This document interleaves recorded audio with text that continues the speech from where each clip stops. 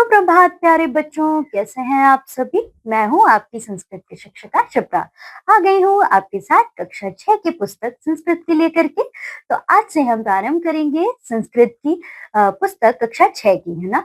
तो हम इसका शुरुआत जो है इसकी किससे करेंगे, वर्णमाला से करेंगे। वर्ण क्या होते हैं बच्चों? वर्ण होते हैं जैसे कि A to Z लेटर्स होते हैं इंग्लिश लैंग्वेज में, ऐसे ही हिंदी लैंग्वेज में यानी हिंदी भाषा में क्या क्या होते हैं, का, खा, गा, घा, है ना। तो इसी प्रकार से संस्कृत में कौन से वर्ण होते हैं, उनको कैसे बोला जाता है, कैसे लिखा जाता है, इसी को हम इस पुस्तक से प्रारंभ करेंगे, ठीक है। और आगे फिर काफी सारी चीजें होंगी। ये एक भाषा है, संस्कृत भी एक भाषा है ना, हिंदी अंग्रेजी के समान। तो इसका प्रारंभ जो है वो होगा वर्णों से, है ना। तो चलिए फिर प्रारंभ करते हैं, अपनी शुरुआत करते हैं चैप्टर नंबर फर्स्ट यानी प्रथम पाठ की संस्कृत के। तो इसका नाम क्या है, वयम वर्णमालाम पठामः, हम सब वर्णमाला को पढ़ें। तो चलिए फिर पढ़ते हैं। वर्णाः द्विविधाः भवन्ति स्वराः व्यंजनानि च, है ना। तो इसका अर्थ क्या है कि वर्ण दो प्रकार के होते हैं। भव यानी क्या होता है, होना होता है बच्चों, है ना। तो भव मीन्स क्या होता है बच्चों, होता है होना, है ना। तो वर्ण द्विविधा यानी दो प्रकार के होते हैं। स्वरा व्यंजनानि चा, स्वर और व्यंजन, है ना। चा मीन्स मैंने आपको शायद किसी कक्षा में बताया हो, पर आपको फिर से बता देती हूँ कि चा का अर्थ होता है बच्चों और, है ना। फिर स्वराणाम उच्चारणम स्वतंत्र रूपेण भवति, ठीक है। स्वरों का उच्चारण स्वतंत्र रूप से होता है। देखिए, स्वरा द्विविधा संति, स्वर के कितने भेद होते हैं, द्विविधा यानी दो भेद होते हैं। समानाक्षराणि संध्य अक्षराणि च, समान अक्षर और सांध्य अक्षर। तो हमने क्या क्या पढ़ा कि वर्ण दो प्रकार के होते हैं, स्वर और व्यंजन, और स्वर भी दो प्रकार के होते हैं, समान अक्षर और सांध्य अक्षर, ठीक है। फिर अब देखते हैं समान अक्षराणि क्या होते हैं बच्चों। तो समान अक्षराणि में क्या है, हर्ष स्वर और दीर्घ स्वर कौन कौन से आते हैं। हर्ष स्वर कौन से होते हैं, जिसमें थोड़ी देर लगती है बोलने में, जैसे अ, इसको क्या पढ़ेंगे, आ, है ना। दीर्घ यानी लंबा समय इसको लगता है पढ़ने में, ठीक है। तो समान अक्षराणि यानी कि हर्ष स्वर कौन कौन से हैं समान अक्षराणि में, आ, ई, उ, री और ली, ठीक है। और इसी प्रकार से दीर्घ स्वर में है बच्चों ई, उ, री, ठीक है। अब आते हैं संध्य अक्षराणि।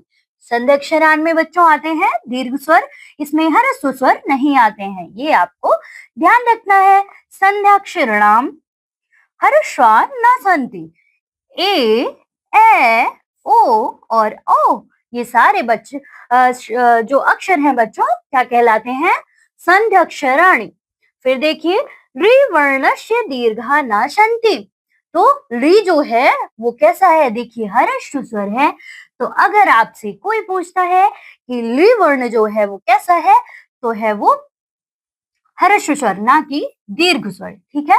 ली वर्ण को दीर्घ स्वर नहीं होता, ली वर्ण का दीर्घ स्वर नहीं होता, इसका कोई दीर्घ स्वर भी नहीं होता। जैसे री है, ये है हर्ष स्वर, इसका यहाँ पे ये और बढ़ा दिया अगर तो क्या हो जाता है, दीर्घ स्वर हो जाता है, री, री, है ना। फिर देखिए, द्वयोः द्वयोः निश्चित स्वरयोः संधि द्वारा ये नवीनाः स्वर वर्णाः जायन्ते, ते संध्यक्षर स्वराः भवन्ति, ठीक है। इसका क्या अर्थ है, दो दो निश्चित स्वरों की संधि द्वारा जो नवीन वर्ण होते हैं वे क्या कहलाते हैं, संध्य अक्षर स्वर होते हैं, ठीक है। तो संध्य अक्षर स्वर कौन से होते हैं, जो ये देखिए संध्य अक्षर स्वर आपने देखा था ए, ओ और ओ, ठीक है। तो यही बोला जा रहा है कि दो दो निश्चित स्वरों यानी डिफाइंड दो दो जो स्वर होंगे यानी वॉवल्स जिनको बोलते हैं इंग्लिश में, तो वो मिलकर के जो दीर्घ स्वर बनाते हैं बच्चों, और अलग अलग दो, ठीक है। तो वो क्या कहलाएंगे, संध्य अक्षर। जैसे कि आ और ई मिलके क्या बनाता है, अ और ई मिलके बनाता है बच्चों ए, ठीक है। इसी प्रकार से अ और ए मिलकर के बनाता है ए, ठीक है। आ और उ मिलकर के बनाते हैं ओ, आ और ओ मिलकर के बनाते हैं बच्चों ओ। अब आ जाते हैं आगे। अनुनासिक, अनुनासिक स्वराः, अनुनासिक स्वर। मुखेन सह नासिक्या अपि उच्चारिताः स्वराः अनुनासिक स्वराः सन्ति। इसका मतलब है मुख के साथ नासिका के द्वारा उच्चारित स्वर क्या कहलाते हैं? कहलाते हैं बच्चों अनुनासिक स्वर, यानी कि मुख के साथ, मुख के साथ नासिका द्वारा, यानी मुंह के साथ नाक का भी जहां पर प्रयोग होता है और साउंड आती है उसको क्या बोलते हैं? उसको बोलते हैं अनुनासिक स्वर।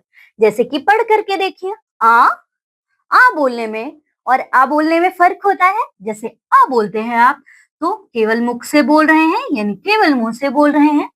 आ बोलते हैं जैसे ही आप, तो मुख यानी मुंह और नाक दोनों का प्रयोग कर रहे होते हैं, ठीक है। इसी प्रकार है आ, ई, उ, री, री, ए, ओ, औ, ठीक है। तो इन साउंड्स को आपको प्रैक्टिस करना है बोल बोल के, जिससे आप क्लियरली इनको प्रोनाउंस कर सके, ठीक है। व्यंजना नाम उच्चारणे कस्यचित् स्वरस्य सहायता अवश्यम भवति। अतः वर्णमालायां व्यंजन नाम उच्चारणार्थं सर्वत्र स्वरस्य योजनम भवति। उदाहरणम देखिए, उदाहरणम व्यंजनों के उच्चारण में किसी स्वर की सहायता अवश्य होती है। देखिए, जैसे का और आ मिल करके ये क्या बनाते हैं? का। तो का हलंत आ, ये मिलकर बनाते हैं का। इसलिए यही अर्थ निकलता है कि व्यंजन का जब उच्चारण होता है तो उसमें स्वर की सहायता अवश्य होती है। अतः वर्णमाला में व्यंजनों के उच्चारण के लिए सभी जगह आ स्वर का संयोग होता है। देखिए, जैसे कि खा है तो खा किससे किससे मिलकर बना है? खा हलन आ खा, घ हलन आ घा, गा हलन आ गा, ठीक है। आ जाइए आगे। अत्र व्यंजनम केवलम क, ख, गा, घा इत्येव अस्ति, ठीक है। तो यहाँ व्यंजन केवल क्या है? ये है अत्र अस्वर केवलम उच्चारणार्थम योजितः अस्ति, यानी कायदे से देखा जाए तो केवल व्यंजन यही है, लेकिन उच्चारण के दौरान आ का प्रयोग हो जाता है क्योंकि आ का साउंड उसमें एडेड होता है। तो यहाँ आस्वर केवल उच्चारण के लिए जोड़ा गया है। देखिए, व्यंजना नाम चत्वारः भेदाः सन्ति, यानी व्यंजनों के 4 भेद होते हैं। तो चलिए फिर देख लेते हैं व्यंजन के 4 भेद कौन कौन से होते हैं बच्चों। वर्ग्याः, स्पर्शाः, वर्णाः, स्पर्श वर्ण। देखिए, का वर्ग, का वर्ग में कौन कौन से आते हैं? क वर्ग में क, खा, गा, घा और गा, ठीक है। इसी प्रकार से चा वर्ग में चा, छा, जा, झा, इया, टा वर्ग में टा, ठा, डा, ढा, अणा और ता वर्ग में ता, था, दा, धा, ना, पा वर्ग में पा, फा, बा, भा, मा, ठीक है। आ जाइए आगे। वर्ग्याः यानी स्पर्शा व्यंजन वर्णाः स्वकीय उच्चारण स्थानानुसारेण पंचसु वर्गेषु विभक्ताः भवन्ति। व्यंजन वर्ण अपने उच्चारण स्थान के भेद के अनुसार 5 वर्गों में विभाजित होते हैं, यानी उच्चारण स्थान के आधार पर। देखिए, जैसे कि आप कोई भी वर्ण को बोलते हैं का, खा, गा, घा, है ना, तो उस के उच्चारण के दौरान आपके जैसे माउथ में मल्टीपल पार्ट्स होते हैं, तो उसमें से किसका उपयोग हो रहा है? यानी दांत का हो रहा है तो दंत, है ना, ओठ का उपयोग हो रहा है तो ओष्ठ। इस प्रकार से 5 वर्गों में व्यंजनों को बांटा गया है। अंतःस्थाः वर्णाः, तो अंतस्थ वर्ण क्या होते हैं? अंतस्थ वर्ण होते हैं या, रा, ला, व। ठीक है, देखिए अंतस्था वर्णा बहुत्र स्वर वर्णानां स्थाने जायन्ते अत एते अर्धस्वराः इत्यपि उच्यन्ते।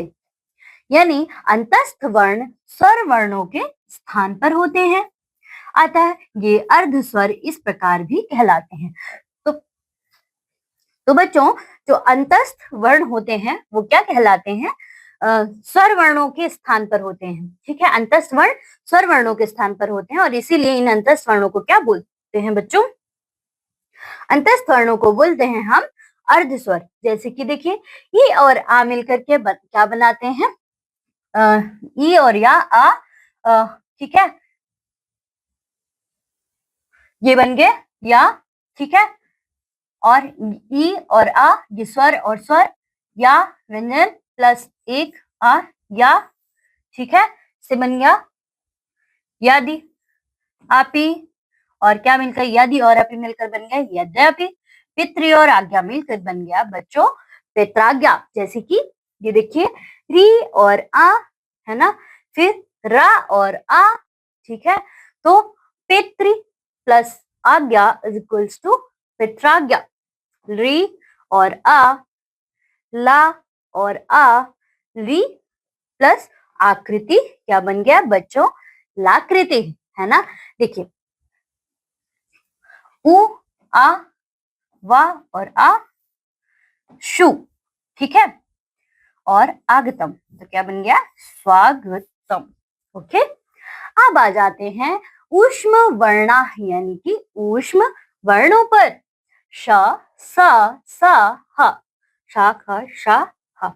ठीक है, ऊष्मणाम व्यंजन वर्णानाम उच्चारण समये मुखात उष्ण वायु निरसन। ठीक है, तो जो उष्ण व्यंजन होते हैं उच्चारण के समय क्या होता है? मुख से गर्म सांस निकलती है। ठीक है, अब आ जाते हैं अयोगवाह वर्णों पे। तो बच्चों, अयोगवाह वर्ण क्या होते हैं? अयोगवाह वर्ण होते हैं विशिष्ट अयोगवाह विशिष्ट व्यंजन वर्ण अस्ति। यानी अयोगवाह विशिष्ट व्यंजन वर्ण है। अत्र उच्चारणार्थम स्वरस्य संयोजनम पूर्वम भवति न तु पश्चात्। अत्र तो अत्र दो अयोगवाह स्तः। अयोगवाह कितने होते हैं? दो होते हैं। अतः उच्चारण के लिए स्वर का संयोग इसमें क्या होता है? पहले होता है, बाद में नहीं। यहाँ दो अयोगवाह वर्ण है। जैसे कि ये दो अयोगवाह वर्ण कौन से हैं? अंग और अह। और अंग को क्या कहते हैं बच्चों? अनुस्वार। और अह को क्या कहते हैं? विसर्ग। देखिए, आ में बाद में ये इसको विसर्ग का चिन्ह बोलते हैं, इसको अनुस्वार। ठीक है, व्यंजनैः सह सर्वेषाम् अपि स्वराणाम संयोजनम भवति। ठीक है, व्यंजनों के साथ सभी स्वरों का संयोग होता है। व्यंजनैः सह स्वराणाम संयोजनेन गुणिताक्षराणि भवन्ति। व्यंजनों के साथ स्वरों के संयोग से क्या बनते हैं? गुणित अक्षर बनते हैं। व्यंजनैः सह स्वराणाम संयोजनेन गुणिताक्षराणि भवन्ति। व्यंजनों के साथ स्वरों के सहयोग से क्या बनते हैं? गुणित अक्षर। अब देखिए कैसे गुणित अक्षर बन रहे हैं? गुणिताक्षराणि, जैसे कि स्वरा। ठीक है, स्वर कौन कौन से हैं? आ, ई, उ। व्यंजनान की मात्रा देखो व्यंजनों की।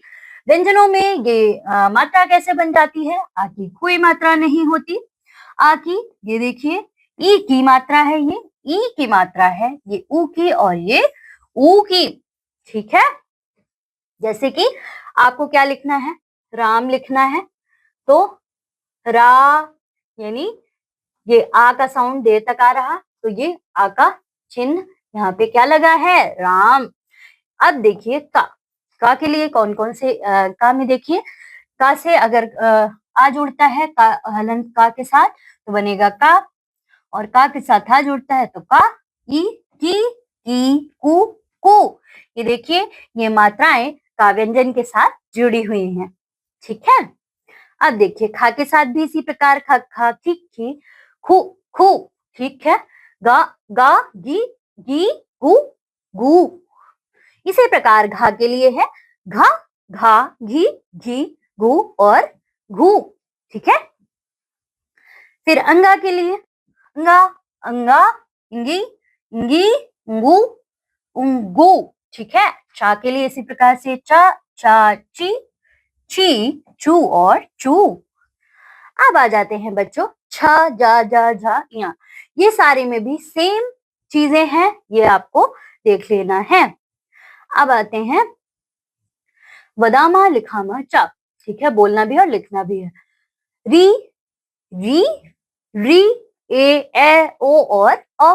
ये सारी चीजें हैं। देखिए री की मात्रा कैसी है, ये देखिए री की है, ये री की है, ये ए की, एक ऐसे ए,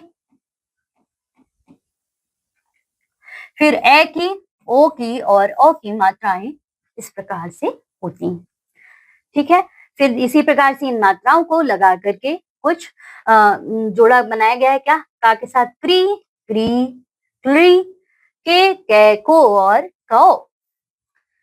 खा के साथ भी इसी प्रकार से क्री, क्री, क्री, क्री, क्री, खे, खे, खो, खो। इसी प्रकार से ये देखिए ग्ली, है ना, इसमें थोड़ा सा ला का साउंड आएगा, है ना, इसमें ग्री, इसमें ग्री। ठीक है। ये साउंड्स में डिफरेंस आपको समझ आ रहा है या नहीं आ रहा है? ये आपको समझने के लिए बार बार इनको बोलना पड़ेगा, बार बार प्रैक्टिस करनी पड़ेगी, है ना। इसी प्रकार से ये सारे व्यंजनों पे दिया हुआ है, इनको आपको कर लेना है। ये फिर टाठा डाढ़ा के साथ सारी सेम मात्राएं दी हुई हैं। फिर इसके बाद ता के साथ यानी सारे वर्गों के साथ दी हुई हैं। इसी प्रकार ये रील, री की भी मात्राएं दी हुई हैं। जैसे कि इसको क्या पढ़ेंगे? ट्री, इसको पढ़ेंगे ट्री, इसको ट्री, है ना। क्लियर है? आगे आ जाते हैं। ये है जैसे ब्री, भ्री, भ्री, है ना।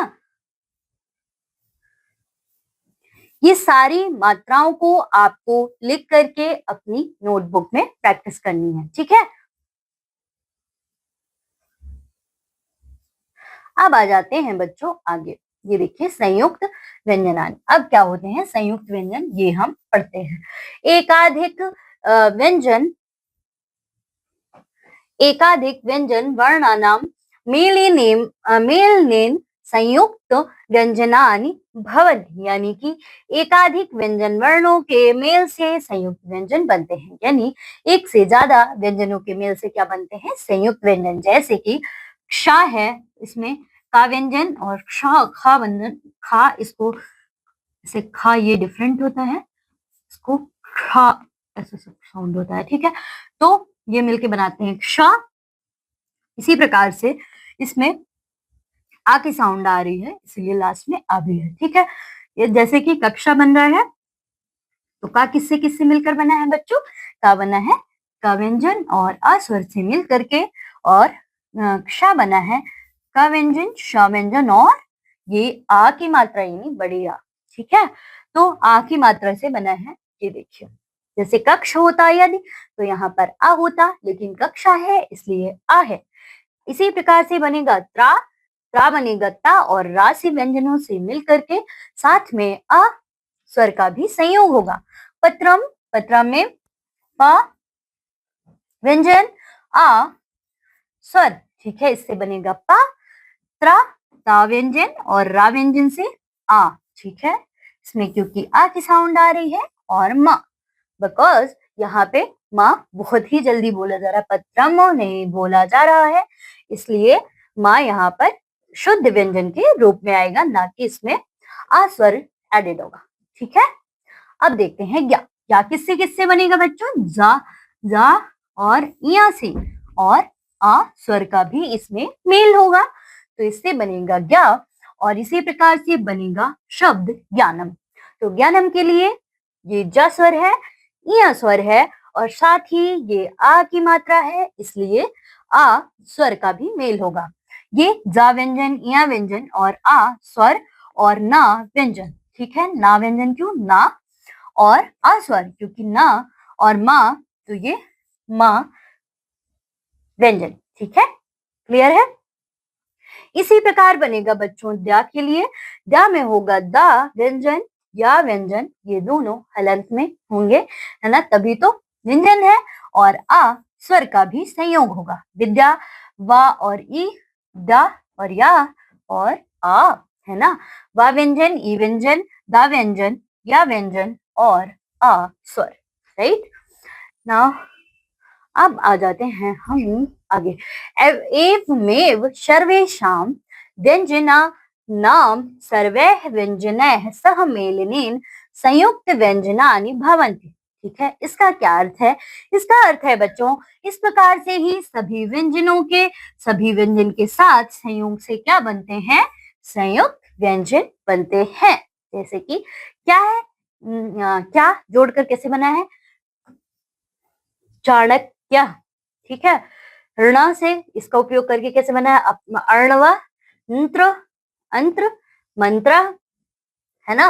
इसी प्रकार से देखिए, क्रा, का और रा, क्रमः, इंद्र, इंद्र, ष्ठ, ओष्ठ, द्या से पद्यम, श्रो का प्रयोग करके बना है उष्ठ, न्ध्य का प्रयोग करके बना है बच्चों संध्या।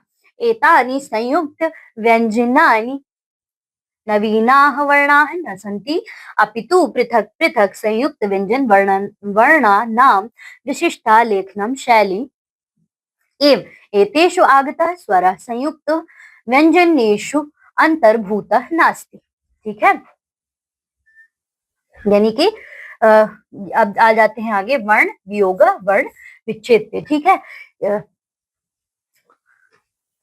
जैसे कि ये देखिए, अजय है तो अ,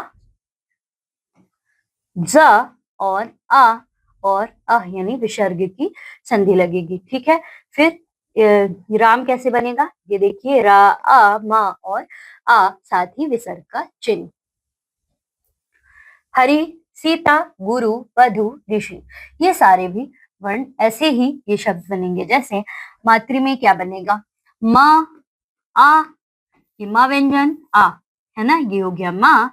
त्रि का व्यंजन और री, फिर ड़ और अ, ये बनेगा ड़ और ये क्या होगा? माँ।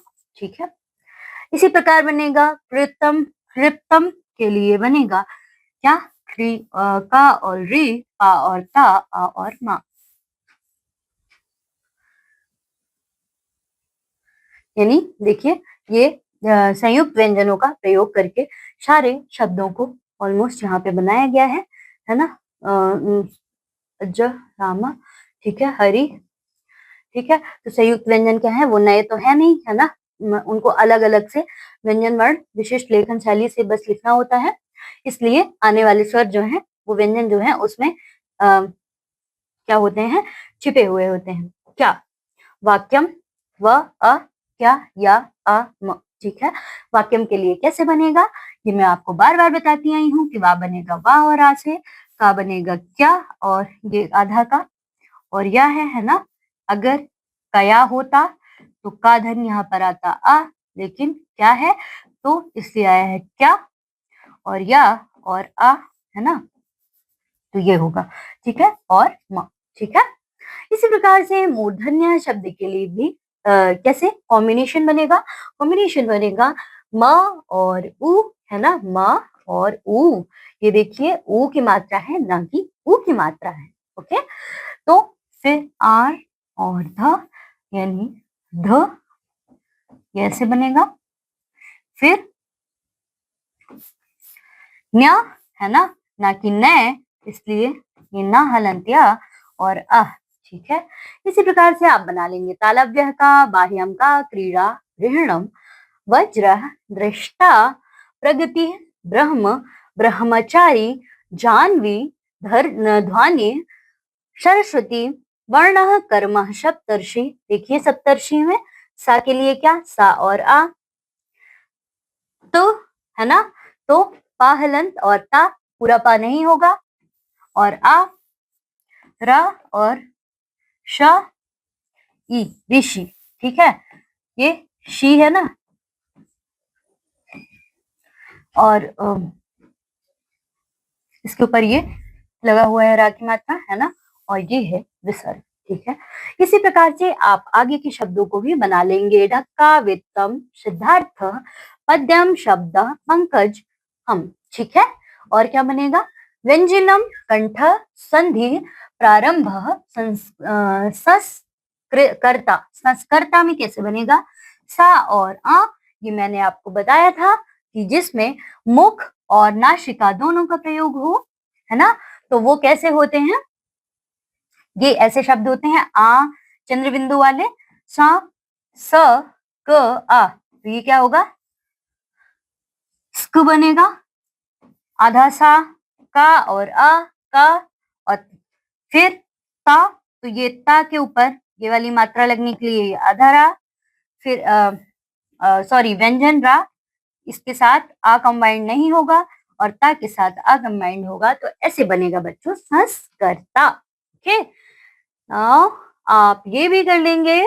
कास्कान, कस्मिश्चिन, पुल्लिंगम, संयम, संवाद, हंस, दुखम, प्रातः काल, इंद्र, मंत्री, राष्ट्रम, मंत्री, राष्ट्रम, कंठ। मैं आशा करती हूँ कि आपको कोई दिक्कत अब नहीं होनी चाहिए, क्योंकि मैंने आपको कॉम्बिनेशन बार बार बताया है। फिर देखिए रा का जैसे रा और आ, श्ट्रु, शा और टा और रा। ठीक है, फिर देखिए कंठे में इसी प्रकार क्या बनेगा? दंत में, मत्स्य में, उष्ट में, संध्याक्षरम, संस्कृतम, धार्ष्ट्र्यम, कात्सर्यम, और बनेगा दाशरथी, हिमालय, कृष्ण, नरेंद्र, मंजुला। ओके, ये आप सारे शब्दों को देखिए, जैसे मंजुला में क्या है? ये वाले का, ये देखिए माँ का तो ठीक है, देखिए ये आधा है ना, यानी जा के साथ, इसलिए यहाँ पर आ का साउंड नहीं ऐड हो रहा है, तो ये जा हो गया। और ऊ यानी छोटा, इसकी उपमात्रा ये ऐसी वाली है, तो ये बन जाएगा जू, और ये ला और अ और आ। ठीक है, फिर बन जाएगा पुष्करह का भी बन जाएगा इसी प्रकार से। कुकटह का बन जाएगा स्वास्तिक, शिक्षक, संगणकम, कंदुक, धार्ष्टर्यम, कात्सर्यम। ठीक है, अब आ जाते हैं आगे। वयम शब्दार्थान जानीमः। अब इन शब्दों के अर्थ देख लेते हैं। जैसे कि पित्राज्ञा, पित्राज्ञा का अर्थ क्या है बच्चों? पितुः आज्ञा, यानी पिता की आज्ञा। फादर्स परमिशन, पिता की आज्ञा। ओके, इसी प्रकार लाकृति, यानी ली वर्ण से आकृति, री वर्ण का रूप क्या कहलाता है? लाकृति।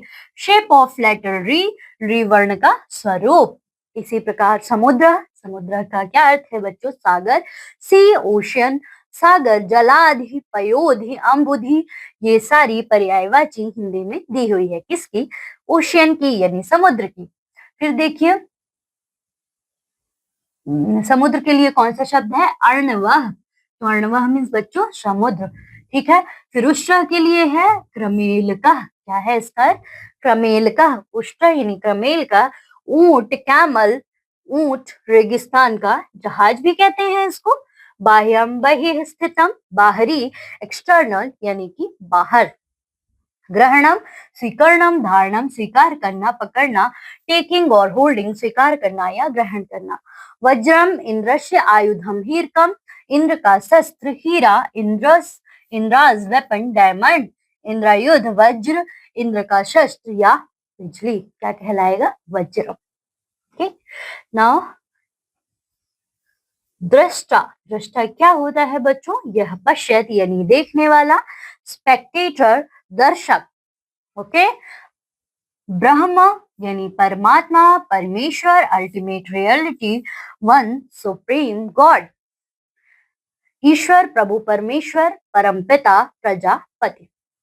देवाः मीन्स बच्चों सृष्टेः, पूज्याः, शक्त्यः, विभूत्यः च। संसार की पूजनीय शक्तियां एवं विभूतियां क्या कहलाती हैं? देव कहलाती हैं, यानी कि divine forces, powers and entities of the universe.